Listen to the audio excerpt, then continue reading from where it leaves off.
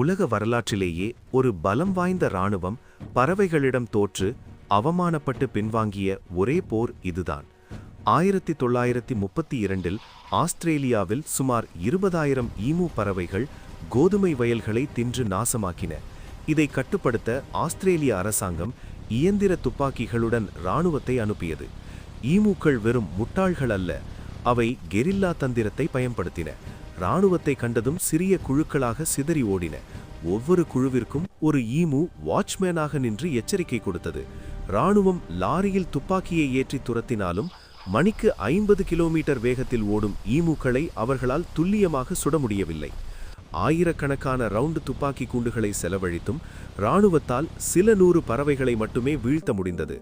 இறுதியில் பறவைகளிடம் எங்களால் ஜெயிக்க முடியாது என்று அரசாங்கம் இராணுவத்தை திரும்ப பெற்றது.